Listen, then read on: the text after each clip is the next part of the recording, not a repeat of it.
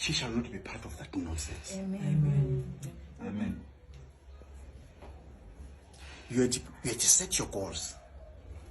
And you had said to yourself, if I cannot separate them, I'll wait for the deployment.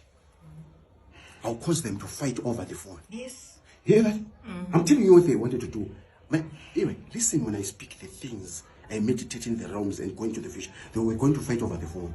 Then she would finish her stress by dating a married man, and she's also married. And they live like they are married. So why is that? Panning at Chitsoka holiday. And I got totally disconnected from this one. What is better, can I ask you people? To expose this one is already happening or now?